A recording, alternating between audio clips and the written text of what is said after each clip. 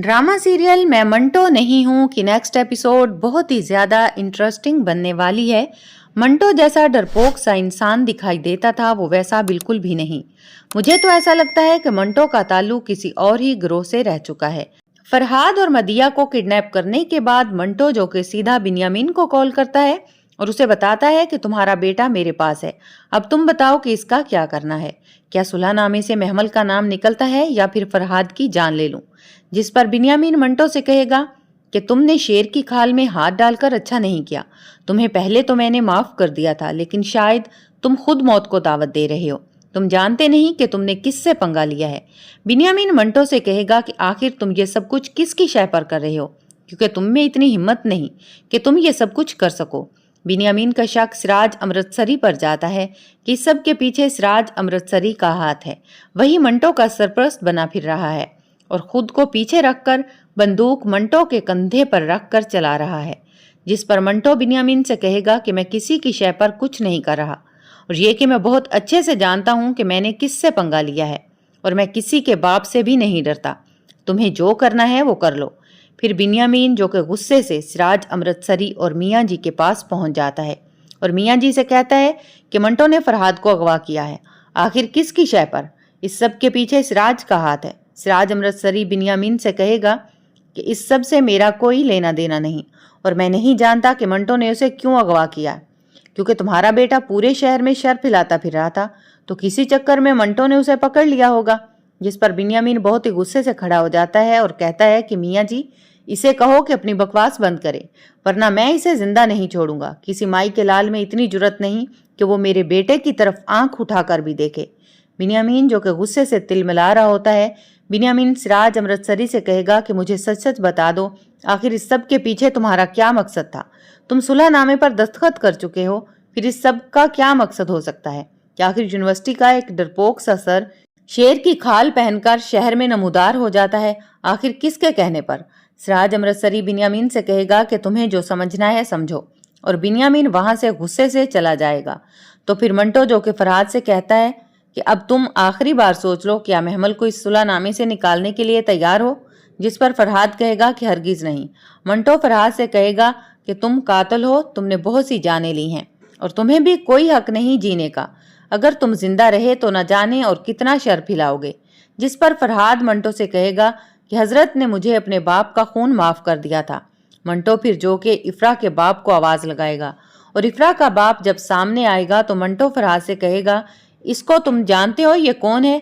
मंटो कहेगा ये इफ्रा का बाप है जो न जाने कब से कानून का दरवाजा खटखटा रहा है अपनी बेटी के इंसाफ के लिए, लेकिन ये बेचारा ये नहीं जानता कि कानून तो खुद तुम्हारे बाप की जेब में छुप कर बैठा है, इसलिए इसे कानून से इंसाफ नहीं मिल सकता। तुम्हें हजरत ने अपने बाप का खून माफ किया है, लेकिन इफ्रा के इस गरीब बाप ने नहीं। ये तुमसे बदला लेना चाहता है अपनी बेटी के कत्ल का। मंटो कहेगा कि इसकी बेटी का जुर्म सिर्फ इतना था कि वो तुमसे मोहब्बत करती थी। जिस पर फरहाद मंटो और इफ्रा के बाप से कहेगा कि मैं किसी इफ्रा को नहीं जानता और ना ही मैंने किसी का कत्ल किया है। ये मेरे ऊपर इल्ज़ाम है, वो सिर्फ मेरी दोस्त थी और मैं नहीं जानता कि उसके साथ क्या हुआ क्या नहीं। जिस पर मंटो फरहाद से कहेगा कि इफ्रा के बाप को अपनी बेटी के लिए इंसाफ चाहिए और उसके साथ अब पूरी यूनिवर्सिटी खड़ी है और सब तुम्हारे खिलाफ हैं। पूरी यूनिवर्सिटी इफ्रा के लिए इंसाफ मांग रही है। मंटो फरहाद से कहेगा, तुम जानते हो कि जब यूथ सड़कों पर इंसाफ के लिए निकल आए तो अगले बंदे का कचूमर बना देती है और बफरा हुआ हजूम तुम्हें बिल्कुल नहीं छोड़ेगा। मंटो फरहाद से कहेगा, तुम्हारी बेहतरी इसी में है कि तुम उस सुलहनामे से महमल को निकाल दो।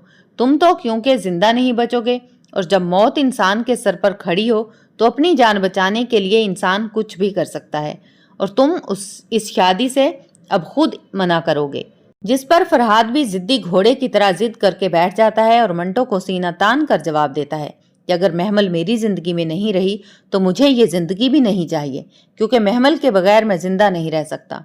जिस पर मंटो फरहाद से कहेगा कि ठीक है, अगर तुम्हारा आखिरी फैसला यही है तो मैं तुम्हारे इस फैसले की कदर करता हूँ।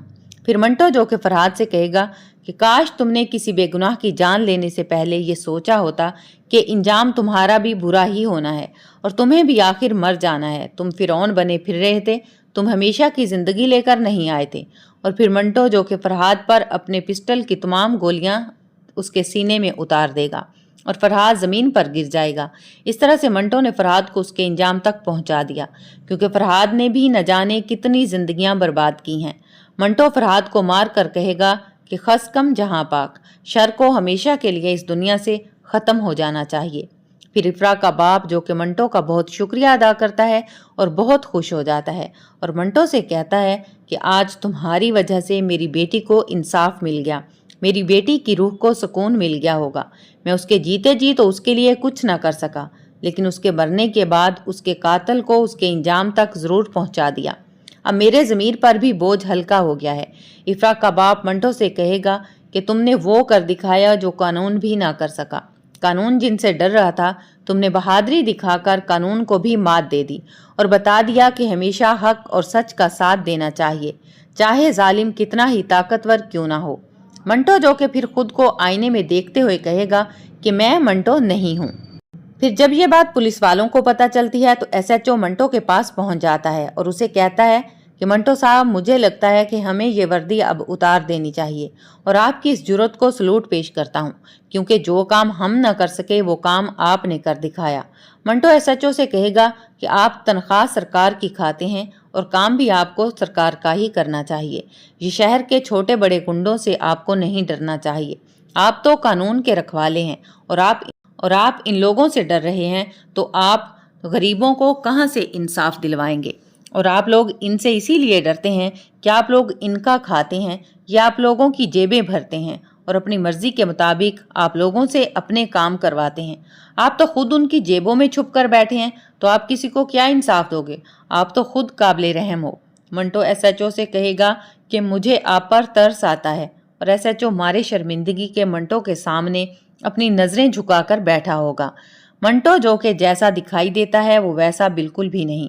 مجھے تو ایسا لگتا ہے کہ وہ کسی گروہ کا پہلے حصہ رہ چکا ہے ماضی میں، اور اس زندگی سے تنگ آ کر اس نے یہ شرافت کی زندگی جینے کا فیصلہ کیا، لیکن محمل کی محبت اور فرحاد کی بدماشی نے اس کو دوبارہ اسی ڈگر پر چلانے کے لیے مجبور کر دیا، اور مس ماریا کے تانوں نے، جو کہ اسے ہر وقت یہی تانا دیتی تھی کہ وہ ڈرپوک ہے۔